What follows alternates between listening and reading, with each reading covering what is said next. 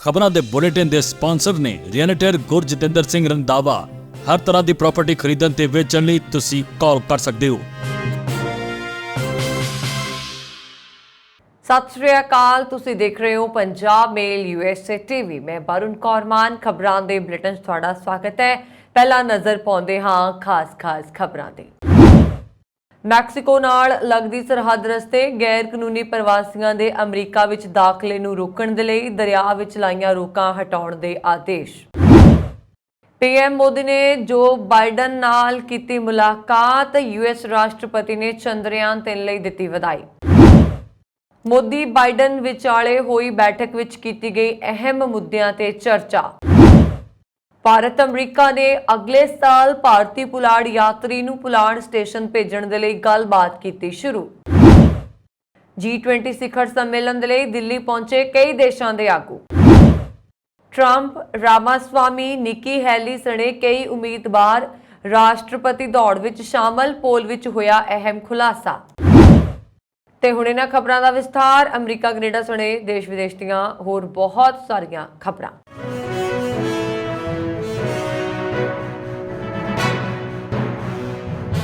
ਇੱਕ ਸੰਘੀ ਅਦਾਲਤ ਨੇ ਟੈਕਸਸ ਦੇ ਗਵਰਨਰ ਗ੍ਰੇਗ ਤੇ ਟੈਕਸਸ ਰਾਜ ਨੂੰ ਆਦੇਸ਼ ਦਿੱਤਾ ਹੈ ਕਿ ਮੈਕਸੀਕੋ ਦੇ ਨਾਲ ਲੱਗਦੀ ਸਰਹੱਦ ਰਾਹੀਂ ਗੈਰ ਕਾਨੂੰਨੀ ਪ੍ਰਵਾਸੀਆਂ ਦੇ ਅਮਰੀਕਾ ਵਿੱਚ ਦਾਖਲੇ ਨੂੰ ਰੋਕਣ ਦੇ ਲਈ ਰੀਓ ਗ੍ਰਾਂਡੇ ਦਰਿਆ ਵਿੱਚ ਲਾਈਆਂ ਤੈਰਦੀਆਂ ਰੋਕਾਂ ਨੂੰ ਘੱਟੋ-ਘੱਟ ਆਰਜ਼ੀ ਤੌਰ ਤੇ ਹਟਾ ਲਿਆ ਜਾਏ।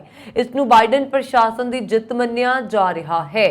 ਸੀਨੀਅਰ US ਜੱਜ ਡੇਵਿਡ ਨੇ ਆਪਣੇ 42 ਸਫ਼ਿਆਂ ਦੇ ਆਦੇਸ਼ ਦੇ ਵਿੱਚ ਕਿਹਾ ਹੈ ਕਿ ਅਮਰੀਕੀ ਨਿਆਂ ਵਿਭਾਗ ਗੁਣਾ ਦੋਸ਼ਾਂ ਦੇ ਆਧਾਰ ਤੇ ਫੈਸਲਾ ਲੈਣ ਦੇ ਵਿੱਚ ਸਫਲ ਹੋਏਗਾ।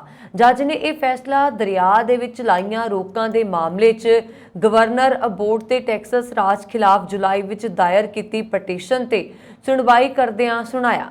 ਜੱਜ ਨੇ ਕਿਹਾ ਹੈ ਕਿ ਦਰਿਆ ਦੇ ਵਿੱਚ ਲਾਈਆਂ ਤੈਰਦੀਆਂ ਰੋਕਾਂ ਸਮੁੰਦਰੀ ਕਿਸ਼ਤੀਆਂ ਦੇ ਰਾਹ ਵਿੱਚ ਰੁਕਾਵਟ ਨੇ ਤੇ ਇਹਨਾਂ ਰੋਕਾਂ ਨੂੰ ਲਾਉਣ ਦੇ ਲਈ ਅਮਰੀਕੀ ਕਾਂਗਰਸ ਦੇ ਕੋਲੋਂ ਮਨਜ਼ੂਰੀ ਲੈਣੀ ਪਵੇਗੀ। ਗਵਰਨਰ ਨੇ ਈਗਲ ਲਾਂਘੇ ਨੇੜੇ ਕੌਮਾਂਤਰੀ ਰੀਓ ਗ੍ਰਾਂਡੇ ਦਰਿਆ ਵਿੱਚ ਇਹ ਰੋਕਾਂ ਲਾਉਣ ਦਾ ਆਦੇਸ਼ ਦਿੱਤਾ ਸੀ ਤਾਂ ਜੋ ਬਿਨਾਂ ਕਾਨੂੰਨੀ ਅਧਿਕਾਰ ਦੇ ਟੈਕਸਸ ਵਿੱਚ ਦਾਖਲ ਹੁੰਦੇ ਪ੍ਰਵਾਸੀਆਂ ਤੇ ਨਸ਼ੀਲੇ ਪਦਾਰਥਾਂ ਦੀ ਤਸਕਰੀ ਨੂੰ ਰੋਕਿਆ ਜਾ ਸਕੇ। ਅਦਾਲਤ ਦੇ ਫੈਸਲੇ ਉੱਪਰ ਪ੍ਰਤੀਕਰਮ ਪ੍ਰਗਟ ਕਰਦਿਆਂ ਅਬੋਟ ਨੇ ਕਿਹਾ ਹੈ ਕਿ ਉਹ ਇਸ ਵਿਰੁੱਧ ਅਪੀਲ ਦਾਇਰ ਕਰਨਗੇ। ਉਹਨਾਂ ਨੇ ਕਿਹਾ ਕਿ ਅਦਾਲਤ ਦਾ ਨਿਰਣਾ ਰਾਸ਼ਟਰਪਤੀ ਬਾਈਡਨ ਦੀ ਟੈਕਸਸ ਦੁਆਰਾ ਚੁੱਕੇ ਜਾ ਰਹੇ ਦੁਰਸਤ ਕਦਮਾਂ ਨੂੰ ਮਾਨਤਾ ਨਾ ਦੇਣ ਦੀ ਕੋਸ਼ਿਸ਼ ਦੇ ਹੱਕ ਵਿੱਚ ਭੁਗਤੇਗਾ।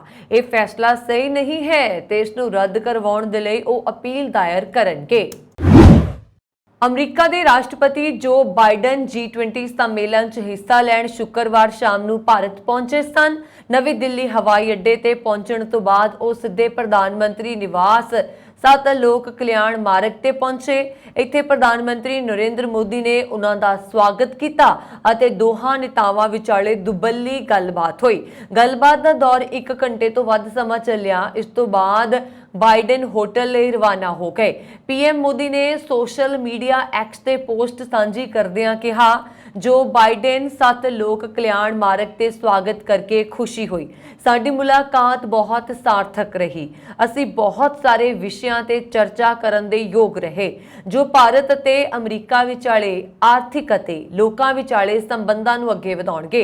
ਸਾਡੇ ਦੇਸ਼ਾਂ ਵਿਚਕਾਰ ਦੋਸਤੀ ਵਿਸ਼ਵ ਪੱਧਰ ਤੇ ਭਲਾਈ ਨੂੰ ਅੱਗੇ ਵਧਾਉਣ 'ਚ ਇੱਕ ਵੱਡੀ ਭੂਮਿਕਾ ਨਿਭਾਉਂਦੀ ਰਹੇਗੀ। ਉੱਥੇ ਬਾਈਡਨ ਨੇ ਚੰਦਰਯਾਨ 3 ਦੀ ਸਫਲ ਲੈਂਡਿੰਗ ਦੇ ਲਈ ਪ੍ਰਧਾਨ ਮੰਤਰੀ ਮੋਦੀ ਨੂੰ ਵਧਾਈ ਦਿੱਤੀ। ਇਸ ਤੋਂ ਪਹਿਲਾਂ PM ਮੋਦੀ ਨੇ ਮੌਰੀਸ਼ੀਅਸ ਦੇ ਪ੍ਰਧਾਨ ਮੰਤਰੀ ਜਗਨਨਾਥ ਨਾਲ ਮੁਲਾਕਾਤ ਕੀਤੀ। ਇਸ ਤੋਂ ਬਾਅਦ ਉਹਨਾਂ ਨੇ ਬੰਗਲਾਦੇਸ਼ ਦੀ ਪ੍ਰਧਾਨ ਮੰਤਰੀ ਸ਼ੇਖ ਹਸੀਨਾ ਨਾਲ ਵੀ ਦੁਬੱਲੀ ਬੈਠਕ ਕੀਤੀ। ਆਪਣੇ ਮੌਰੀਸ਼ੀਅਨ ਹਮਰੁਤਬਾ ਪ੍ਰਵਿੰਦ ਜਗਨਨਾਥ ਨਾਲ ਗੱਲ ਕੀਤੀ ਅਤੇ ਗਲੋਬਲ ਸਾਊਥ ਦੀ ਆਵਾਜ਼ ਨੂੰ ਅੱਗੇ ਵਧਾਉਣ ਦੇ ਲਈ ਭਾਰਤ ਦੀ ਵਚਨਬੱਧਤਾ ਨੂੰ ਦੁਹਰਾਇਆ।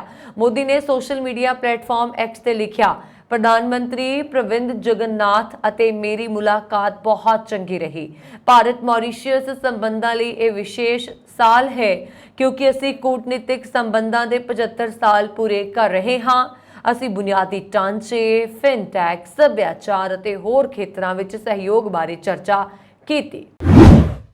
ਅਮਰੀਕੀ ਰਾਸ਼ਟਰਪਤੀ ਜੋ ਬਾਈਡਨ ਬੀਤੀ ਸ਼ਾਮ ਨੂੰ G20 ਸੰਮੇਲਨ ਦੇ ਲਈ ਭਾਰਤ ਪਹੁੰਚੇ ਸਨ। ਦਿੱਲੀ ਪਹੁੰਚ ਕੇ ਉਹਨਾਂ ਨੇ ਪ੍ਰਧਾਨ ਮੰਤਰੀ ਨਰਿੰਦਰ ਮੋਦੀ ਨਾਲ ਮੁਲਾਕਾਤ ਕੀਤੀ। ਇਸ ਬੈਠਕ ਦੇ ਵਿੱਚ ਪੀਐਮ ਨੇ ਕਿਹਾ ਕਿ ਕਈ ਅਹਿਮ ਮੁੱਦਿਆਂ ਤੇ ਚਰਚਾ ਹੋਈ ਹੈ। ਦੋਵਾਂ ਨੇਤਾਵਾਂ ਨੇ ਭਾਰਤ ਅਤੇ ਅਮਰੀਕਾ ਦੇ ਸੰਬੰਧਾਂ ਨੂੰ ਮਜ਼ਬੂਤ ਕਰਨ ਤੇ ਧਿਆਨ ਕੇਂਦਰਿਤ ਕੀਤਾ ਹੈ। ਬਾਈਡਨ ਨੇ ਭਾਰਤੀ ਰੱਖਿਆ ਮੰਤਰਾਲਾ ਵੱਲੋਂ ਅਮਰੀਕਾ ਤੋਂ 31 ਡਰੋਨ ਖਰੀਦਣ ਦੇ ਲਈ ਬੇਨਤੀ ਪੱਤਰ ਜਾਰੀ ਕਰਨ ਦਾ ਸਵਾਗਤ ਕੀਤਾ। ਬਾਈਡਨ ਨਾਲ ਮੁਲਾਕਾਤ ਤੋਂ ਬਾਅਦ ਮੋਦੀ ਨੇ ਸੋਸ਼ਲ ਮੀਡੀਆ ਤੇ ਕਿਹਾ ਕਿ ਸਤਲੋਕ ਕਲਿਆਣ ਮਾਰਗ ਤੇ ਰਾਸ਼ਟਰਪਤੀ ਬਾਈਡਨ ਦਾ ਸਵਾਗਤ ਕਰਕੇ ਖੁਸ਼ੀ ਹੋਈ। ਸਾਡੀ ਮੁਲਾਕਾਤ ਬਹੁਤ ਚੰਗੀ ਰਹੀ। ਅਸੀਂ ਕਈ ਅਹਿਮ ਮੁੱਦਿਆਂ ਤੇ ਚਰਚਾ ਕੀਤੀ। ਦੋਵਾਂ ਦੇਸ਼ਾਂ ਵਿਚਾਲੇ ਆਰਥਿਕ ਮੁੱਦਿਆਂ ਤੇ ਸਹਿਯੋਗ ਵਧੇਗਾ। ਇਸ ਦੇ ਨਾਲ ਹੀ ਦੋਵੇਂ ਦੇਸ਼ਾਂ ਦੇ ਲੋਕਾਂ ਵਿਚਾਲੇ ਸੰਪਰਕ ਵੀ ਵਧੇਗਾ। ਇਸ ਤੋਂ ਪਹਿਲਾਂ ਬਾਈਡਨ ਦੇ ਪਾਲਮ ਹਵਾਈ ਅੱਡੇ ਤੇ ਉਤਰਨ ਤੋਂ ਬਾਅਦ ਕੇਂਦਰੀ ਮੰਤਰੀ ਜਨਰਲ ਵੀਕੇ ਸਿੰਘ ਨੇ ਉਹਨਾਂ ਦਾ ਸਵਾਗਤ ਕੀਤਾ। ਬਾਈਡਨ ਨੇ ਫਿਰ ਭਾਰਤ ਵਿੱਚ ਅਮਰੀਕੀ ਰਾਜਦੂਤ ਐਰਿਕ ਗੌਰਸੇਟੀ ਅਤੇ ਆਪਣੀ ਬੇਟੀ ਮਾਇਆ ਨਾਲ ਵੀ ਮੁਲਾਕਾਤ ਕੀਤੀ। ਅਮਰੀਕਾ ਦੇ NSA ਜੈਕ ਸੁਲੀਵਨ ਨੇ ਦੱਸਿਆ ਕਿ ਇਸ ਦੌਰਾਨ ਦੋਵਾਂ ਦੇਸ਼ਾਂ ਵਿਚਾਲੇ ਸਿਵਲ ਪਰਮਾਣੂ ਤਕਨੀਕ 'ਚ ਸਹਿਯੋਗ ਵਧਾਉਣ ਤੇ ਵੀ ਚਰਚਾ ਹੋਏਗੀ। ਇਸ ਦੌਰਾਨ ਛੋਟੇ ਮੋਡਿਊਲਰ ਨਿਊਕਲੀਅਰ ਰਿਐਕਟਰਾਂ ਤੇ ਸਮਝੌਤਾ ਹੋ ਸਕਦਾ ਹੈ। ਇਸ ਤੋਂ ਇਲਾਵਾ ਦੋਵਾਂ ਦੇਸ਼ਾਂ ਵਿਚਾਲੇ GE ਜੈਟ ਇੰਜਨ ਸੌਦੇ ਤੇ ਵੀ ਗੱਲਬਾਤ ਅੱਗੇ ਵਧ ਸਕਦੀ ਹੈ। ਬਾਈਡਨ ਨੇ ਕਿਹਾ ਹੈ ਕਿ ਭਾਰਤ G20 ਪ੍ਰਧਾਨਗੀ ਦਰਸਾਉਂਦੀ ਹੈ ਕਿ ਇਹ ਮੰਚ ਕਿਸ ਤਰ੍ਹਾਂ ਮਹੱਤਵਪੂਰਨ ਨਤੀਜੇ ਦੇ ਸਕਦਾ ਹੈ। ਇਸ ਦੇ ਨਾਲ ਹੀ ਮੋਦੀ ਬਾਈਡਨ ਨੂੰ G20 ਪ੍ਰਤੀ ਵਚਨਬੱਧਤਾ ਨੂੰ ਦੁਹਰਾਇਆ ਅਤੇ ਵਿਸ਼ਵਾਸ ਪ੍ਰਗਟਾਇਆ ਕਿ ਸੰਮੇਲਨ ਆਪਣੇ ਉਦੇਸ਼ਾਂ ਵਿੱਚ ਸਫਲ ਹੋਏਗਾ। ਪ੍ਰਧਾਨ ਮੰਤਰੀ ਮੋਦੀ ਅਤੇ ਰਾਸ਼ਟਰਪਤੀ ਬਾਈਡਨ ਨੇ ਭਰੋਸਾ ਦਿੱਤਾ ਕਿ ਅਸੀਂ ਗਲੋਬਲ ਸੈਮੀਕੰਡਕਟਰ ਸਪਲਾਈ ਚੇਨ ਦੇ ਲਈ ਮਿਲ ਕੇ ਕੰਮ ਕਰਾਂਗੇ। ਨਾਲ ਹੀ ਭਾਰਤ ਅਤੇ ਅਮਰੀਕਾ ਰੱਖਿਆ ਖੇਤਰ ਦੇ ਵਿੱਚ ਸਾਂਝੇਦਾਰੀ ਲਈ ਵਚਨਬੱਧ ਹਨ। ਵਾਈਟ ਹਾਊਸ ਦੇ ਮੁਤਾਬਕ ਮੋਦੀ ਬਾਈਡਨ ਗਰੀਬੀ ਅਤੇ ਕਈ ਹੋਰ ਗਲੋਬਲ ਚੁਣੌਤੀਆਂ ਨਾਲ ਲੜਨ ਦੇ ਲਈ ਵਿਸ਼ਵ ਬੈਂਕ ਅਤੇ ਹੋਰ ਬਹੁਪੱਖੀ ਵਿਕਾਸ ਬੈਂਕਾਂ ਦੀ ਸਮਰੱਥਾ ਵਧਾਉਣ ਬਾਰੇ ਵੀ ਗੱਲ ਕਰਨਗੇ। ਬਾਈਡਨ ਭਾਰਤ ਦਾ ਦੌਰਾ ਕਰਨ ਵਾਲੇ ਅਮਰੀਕਾ ਦੇ 8ਵੇਂ ਰਾਸ਼ਟਰਪਤੀ ਨੇ। ਖਾਸ ਗੱਲ ਇਹ ਹੈ ਕਿ ਭਾਰਤ ਦੀ ਆਜ਼ਾਦੀ ਦੇ ਪਹਿਲੇ 50 ਸਾਲਾਂ ਵਿੱਚ ਕੇਵਲ 3 ਅਮਰੀਕੀ ਰਾਸ਼ਟਰਪਤੀਆਂ ਨੇ ਭਾਰਤ ਦਾ ਦੌਰਾ ਕੀਤਾ। ਇਸ ਦੇ ਨਾਲ ਹੀ ਪਿਛਲੇ 23 ਸਾਲਾਂ ਵਿੱਚ ਕਿਸੇ ਅਮਰੀਕੀ ਰਾਸ਼ਟਰਪਤੀ ਦੀ ਇਹ 6ਵੀਂ ਯਾਤਰਾ ਹੋਵੇਗੀ। ਭਾਰਤ ਅਤੇ ਅਮਰੀਕਾ ਨੇ ਸ਼ੁੱਕਰਵਾਰ ਨੂੰ ਕਿਹਾ ਕਿ ਉਹਨਾਂ ਨੇ ਸਾਲ ਦੇ ਅੰਤ ਤੱਕ ਮਨੁੱਖੀ ਪੁਲਾੜ ਉਡਾਣ ਦੇ ਲਈ ਇੱਕ ਰਣਨੀਤਿਕ ਢਾਂਚਾ ਤਿਆਰ ਕਰਨ ਦੇ ਲਈ ਗੱਲਬਾਤ ਸ਼ੁਰੂ ਕਰ ਦਿੱਤੀ ਹੈ। ਦੋਵੇਂ ਦੇਸ਼ 2024 ਵਿੱਚ ਇੱਕ ਭਾਰਤੀ ਪੁਲਾੜ ਯਾਤਰੀ ਨੂੰ ਅੰਤਰਰਾਸ਼ਟਰੀ ਪੁਲਾੜ ਸਟੇਸ਼ਨ ਭੇਜਣ ਦੀ ਯੋਜਨਾ ਬਣਾ ਰਹੇ ਨੇ। ਅਮਰੀਕੀ ਰਾਸ਼ਟਰਪਤੀ ਜੋ ਬਾਈਡਨ ਨੇ ਚੰਦਰਮਾ ਦੇ ਦੱਖਣੀ ਧਰੁਵ ਤੇ ਚੰਦਰਯਾਨ 3 ਦੀ ਇਤਿਹਾਸਕ ਲੈਂਡਿੰਗ ਅਤੇ ਆਦਿਤਯ L1 ਸੌਰ ਮਿਸ਼ਨ ਦੀ ਸਫਲਤਾ ਤੇ ਪ੍ਰਧਾਨ ਮੰਤਰੀ ਨਰਿੰਦਰ ਮੋਦੀ ਨੂੰ ਵਧਾਈ ਦਿੱਤੀ ਹੈ। ਦੋਵਾਂ ਨੇਤਾਵਾਂ ਵਿਚਾਲੇ 52 ਮਿੰਟ ਦੀ ਗੱਲਬਾਤ ਤੋਂ ਬਾਅਦ ਜਾਰੀ ਕੀਤੇ ਗਏ ਸਾਂਝੇ ਬਿਆਨ ਵਿੱਚ ਕਿਹਾ ਗਿਆ ਹੈ ਕਿ ਬਾਹਰ ਪੁਲਾੜ ਖੋਜ ਵਿੱਚ ਸਾਡੀ ਭਾਈਵਾਲੀ ਨੂੰ ਹੋਰ ਡੂੰਘਾ ਕਰਨ ਦੇ ਲਈ ਦ੍ਰਿੜ ਇਰਾਦੇ ਨਾਲ ਇਸਰੋ ਅਤੇ national aeronautics and space administration ਜਾਨੀ ਕਿ ਨਾਸਾ ਨੇ 2024 ਵਿੱਚ ਅੰਤਰਰਾਸ਼ਟਰੀ ਪੁਲਾੜ ਸਟੇਸ਼ਨ ਲਈ ਇੱਕ ਸਾਂਝੇ ਮਿਸ਼ਨ ਦੇ ਤੌਰ ਤੇ ਤਰੀਕਿਆਂ ਅਤੇ ਸਿਖਲਾਈ ਤੇ ਵਿਚਾਰ ਵਟਾਂਦਰਾ ਸ਼ੁਰੂ ਕਰ ਦਿੱਤਾ ਹੈ ਅਤੇ 2023 ਦੇ ਅੰਤ ਤੱਕ ਮਨੁੱਖੀ ਪੁਲਾੜ ਉਡਾਣ ਦੇ ਲਈ ਇੱਕ ਰਣਨੀਤਿਕ ਢਾਂਚੇ ਨੂੰ ਅੰਤਮ ਰੂਪ ਦੇਣ ਦੇ ਲਈ ਯਤਨ ਜਾਰੀ ਹਨ। ਜੂਨ ਦੇ ਵਿੱਚ ਮੋਦੀ ਦੀ ਅਮਰੀਕਾ ਫੇਰੀ ਦੌਰਾਨ ਬਾਈਡਨ ਨੇ ਘੋਸ਼ਣਾ ਕੀਤੀ ਸੀਗੀ ਕਿ ਭਾਰਤ ਅਤੇ ਅਮਰੀਕਾ 2024 ਵਿੱਚ ਇੱਕ ਪੁਲਾੜ ਯਾਤਰੀ ਨੂੰ ਅੰਤਰਰਾਸ਼ਟਰੀ ਪੁਲਾੜ ਸਟੇਸ਼ਨ ਭੇਜਣ ਦੇ ਲਈ ਸਹਿਯੋਗ ਕਰ ਰਹੇ ਹਨ। ਅਮਰੀਕਾ ਦੇ ਰਾਸ਼ਟਰਪਤੀ ਜੋ ਬਾਈਡਨ, ਬਰਤਾਨੀਆ ਦੇ ਪ੍ਰਧਾਨ ਮੰਤਰੀ ਰਿਸ਼ੀ ਸੁਨਕ, ਬੰਗਲਾਦੇਸ਼ ਦੀ ਪ੍ਰਧਾਨ ਮੰਤਰੀ ਸ਼ੇਖ ਹਸੀਨਾ, ਸੰਯੁਕਤ ਰਾਸ਼ਟਰ ਦੇ ਸਕੱਤਰ ਜਨਰਲ ਅੰਤੋਨੀਓ ਗੁਟੇਰੇਸ, ਇਟਲੀ ਦੇ ਪ੍ਰਧਾਨ ਮੰਤਰੀ ਜਾਰਜੀਆ ਮੈਲੋਨੀ, ਅਰਜਨਟੀਨਾ ਦੇ ਰਾਸ਼ਟਰਪਤੀ ਅਲਬਰਟੋ ਫਰਨਾਂਡੇਸ, ਕੌਮਾਂਤਰੀ ਮੁਦਰਾ ਕੋਸ਼ ਮੁਖੀ ਕ੍ਰਿਸਟਲੀਨਾ ਤੇ ਵਿਸ਼ਵ ਬੈਂਕ ਦੇ ਪ੍ਰਧਾਨ ਅਜੇ ਬੰਗਾ ਉਹਨਾਂ ਅਹਿਮ ਲੋਕਾਂ 'ਚ ਸ਼ਾਮਲ ਨੇ ਜੋ ਕਿ G20 ਸਿਖਰ ਸੰਮੇਲਨ ਦੇ ਲਈ ਦਿੱਲੀ ਪਹੁੰਚੇ ਹੋਏ ਨੇ। ਚੀਨ ਦੇ ਰਾਸ਼ਟਰਪਤੀ ਸ਼ੀ ਜਿਨਪਿੰਗ ਅਤੇ ਰੂਸੀ ਰਾਸ਼ਟਰਪਤੀ ਵਲਾਦੀਮੀਰ ਪੁਤਿਨ ਸੰਮੇਲਨ 'ਚੋਂ ਗੈਰ ਹਾਜ਼ਰ ਨੇ।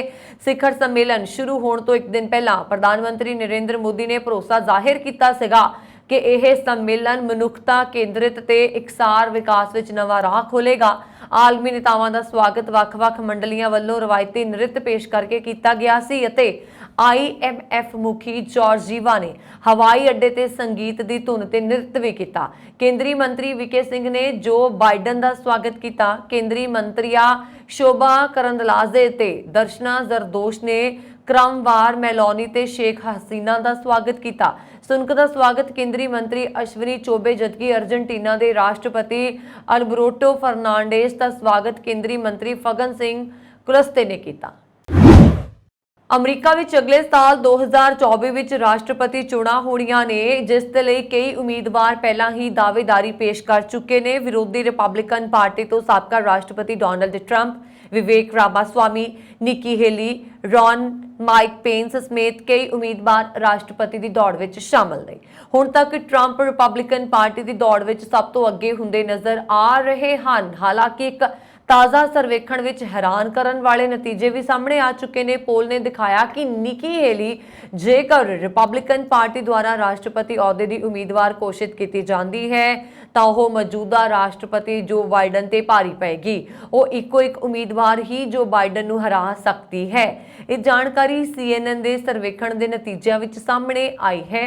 ਨਤੀਜੇ ਦੇ ਮੁਤਾਬਕ ਜੇਕਰ ਬਾਈਡਨ ਅਤੇ ਨਿੱਕੀ ਹੇਲੀ ਵਿਚਾਲੇ ਪ੍ਰਧਾਨਗੀ ਲਈ ਲੜਾਈ ਹੁੰਦੀ ਹੈ ਤਾਂ ਨਿੱਕੀ ਹੇਲੀ ਬਾਈਡਨ ਤੇ ਭਾਰੀ ਹੋਏਗੀ। ਪੋਲ ਦੇ ਮੁਤਾਬਕ ਨਿੱਕੀ ਹੇਲੀ ਨੂੰ 49% ਵੋਟ ਮਿਲੇ ਨੇ। ਹਾਲਾਂਕਿ ਬਾਈਡਨ ਨੂੰ ਕੇਵਲ 43% ਵੋਟਾਂ ਮਿਲੀਆਂ ਨੇ, ਜਦਕਿ ਟਰੰਪ ਅਤੇ ਬਾਈਡਨ ਵਿਚਾਲੇ ਸਿੱਧੀ ਟੱਕਰ ਦੇਖ ਕੇ ਦੋਵੇਂ ਵਿਚਾਲੇ ਕੰਡੇਦਾਰ ਟੱਕਰ ਹੈ। ਇਸ ਸਰਵੇਖਣ ਦੇ ਵਿੱਚ ਟਰੰਪ ਨੂੰ 47% ਵੋਟਾਂ ਮਿਲੀਆਂ ਨੇ, ਜਦਕਿ ਬਾਈਡਨ ਨੂੰ 46% ਵੋਟਾਂ ਮਿਲੀਆਂ ਨੇ। ਅਮਰੀਕਾ ਦੀ ਇੱਕ ਸੰਘੀ ਗ੍ਰੈਂਡ ਜਿਊਰੀ ਨੇ ਨਸ਼ੀਲੇ ਪਦਾਰਥਾਂ ਦੀ ਤਸਕਰੀ ਕਰਕੇ ਕੁੱਤਿਆਂ ਦੀ ਲੜਾਈ ਕਰਵਾਉਣ ਦੇ ਮਾਮਲਿਆਂ ਦੇ ਵਿੱਚ 21 ਵਿਅਕਤੀਆਂ ਵਿਰੁੱਧ ਦੋਸ਼ ਆਇਦ ਕਰਨ ਦਾ ਫੈਸਲਾ ਸੁਣਾਇਆ ਹੈ। ਇਹ ਐਲਾਨ ਇੰਡੀਆਨਾ ਰਾਜ ਦੇ ਅਧਿਕਾਰੀਆਂ ਨੇ ਕੀਤਾ ਹੈ।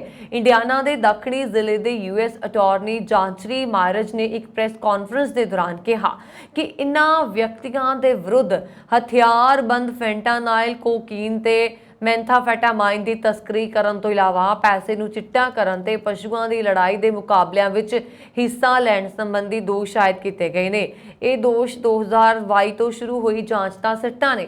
ਮਾਇਰਸ ਦੇ ਅਨੁਸਾਰ ਇਹ ਜਾਂਚ ਦੋ ਸ਼ੱਕੀ ਦੋਸ਼ੀਆਂ ਬਾਰੇ ਸੀ ਜਿਨ੍ਹਾਂ ਨੇ ਕਥਿਤ ਤੌਰ ਤੇ ਮੈਕਸੀਕੋ ਤੋਂ ਅਮਰੀਕਾ ਦੇ ਵਿੱਚ ਫੈਂਟਾਨਾਈਲ, ਮੈਂਥਾਫੈਟਾਮਾਈਨ ਤੇ ਕੋਕੀਨ ਦੀ ਤਸਕਰੀ ਕੀਤੀ ਤੇ ਨਸ਼ੀਲੇ ਪਦਾਰਥਾਂ ਨੂੰ ਇੰਡੀਆਨਾਪੋਲਿਸ ਤੇ ਕੇਂਦਰੀ ਇੰਡੀਆਨਾ ਵਿੱਚ ਵੰਡਿਆ।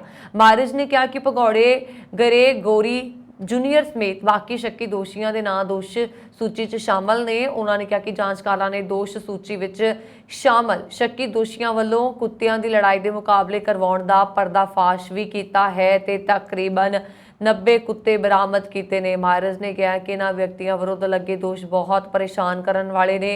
ਇਹ ਵਿਅਕਤੀਗਤ ਲੋਕਾਂ ਦੀ ਖੁਸ਼ੀ ਤੇ ਜੂਏਬਾਜ਼ੀ ਲਈ ਕੁੱਤਿਆਂ ਦੀਆਂ ਬਹੁਤ ਹੀ ਖਤਰਨਾਕ ਲੜਾਈਆਂ ਕਰਵਾਉਂਦੇ ਸੀ। ਇਹਨਾਂ ਲੜਾਈਆਂ ਦਾ ਮਕਸਦ ਆਮ ਲੋਕਾਂ ਦੀਆਂ ਅੱਖਾਂ ਵਿੱਚ ਘੱਟਾ ਪਾਉਣਾ ਸੀ। ਇਹ ਕੁੱਤਿਆਂ ਦੀਆਂ ਲੜਾਈਆਂ ਵਾਰ-ਵਾਰ ਕਰਵਾਉਂਦੇ ਸੀ ਤਾਂ ਜੋ ਲੋਕਾਂ ਦਾ ਧਿਆਨ ਇਹਨਾਂ ਦੁਆਰਾ ਕੀਤੇ ਜਾਂਦੇ ਗਲਤ ਕੰਮਾਂ ਵੱਲ ਨਾ ਜਾਏ। ਅਮਰੀਕਾ ਦੀ ਡਲਾਸ ਕਾਊਬॉयਜ਼ ਰਗਬੀ ਟੀਮ ਨੇ ਖਾਲਸਾ ਰਾਜ ਦੇ ਮਹਾਨ ਸਿੱਖ ਜਰਨੈਲ ਹਰੀ ਸਿੰਘ ਨਲਵਾ ਨੂੰ ਸਤਿਕਾਰ ਦਿੰਦਿਆਂ ਖਿਡਾਰੀਆਂ ਦੇ ਕੱਪੜਿਆਂ ਤੇ ਨਲਵਾ ਦੀ ਤਸਵੀਰ ਵਾਲੇ ਕੱਪੜੇ ਪਾ ਮੈਦਾਨ ਵਿੱਚ ਉਤਾਰਿਆ ਜਾਏਗਾ। ਟੀਮ ਕੋਚ ਦਾ ਮੰਨਣਾ ਹੈ ਕਿ ਸਿੱਖ ਜਰਨੈਲ ਸਰਦਾਰ ਹਰੀ ਸਿੰਘ ਨਲਵਾ ਇੱਕ ਮਹਾਨ ਯੋਧਾ ਹੋਏ ਨੇ। ਅਮਰੀਕਾ 'ਚ ਸੀਜ਼ਨ ਦੇ ਅਧਿਕਾਰਤ ਤੌਰ ਤੇ ਸ਼ੁਰੂ ਹੋਣ ਵਾਲੇ ਰਗਬੀ ਮੈਚ ਦੇ ਲਈ ਮੁੱਖ ਕੋਚ ਮਾਈਕ ਨੇ ਟੀਮ ਦੀ 2023 ਥੀਮ ਨੂੰ ਕਾਰਪੇ ਓਮਨੀਆ ਵਾਕਾਂਸ਼ ਵਜੋਂ ਪ੍ਰਗਟ ਕੀਤਾ, ਜਿਸ ਦਾ ਅਰਥ ਹੈ ਸਭ ਕੁਝ ਪ੍ਰਾਪਤ ਕਰੋ ਅਤੇ ਟੀਮ ਤੇ ਪ੍ਰਸ਼ੰਸਕਾਂ ਲਈ ਖਾਲਸਾ ਰਾਜ ਦੇ ਸਿੱਖ ਜਰਨੈਲ ਸਰਦਾਰ ਹਰੀ ਸਿੰਘ ਨਲਵਾ ਦੀ ਤਸਵੀਰ ਦਾ ਲੋਗੋ ਵਾਲੇ ਕੱਪੜੇ ਬਣਾਏ ਗਏ ਨੇ ਅੱਗੇ ਦੀ ਯਾਤਰਾ ਲਈ ਟੀਮ ਦਾ ਮਨੋਬਲ ਵਧਾਉਣਗੇ। ਮੈਕਕਾਰਥੀ ਨੇ ਹਰ ਸਾਲ ਲਈ ਇੱਕ ਥੀਮ ਸਥਾਪਿਤ ਕੀਤਾ ਹੈ ਅਤੇ ਇਸ ਸਾਲ ਦੇ ਐਡੀਸ਼ਨ ਦੇ ਲਈ ਉਹ ਇਸ ਨੂੰ ਇੱਕ ਬੁਲੇਟਿਨ ਬੋਰਡ ਦੇ ਰੂਪ 'ਚ ਦੇਖਦੇ ਨੇ ਕਿ ਟੀਮ ਇਸ ਸੀਜ਼ਨ ਨੂੰ ਪੂਰਾ ਕਰਨ ਦੇ ਲਈ ਮੇਜ਼ ਤੇ ਕੀ ਹੈ।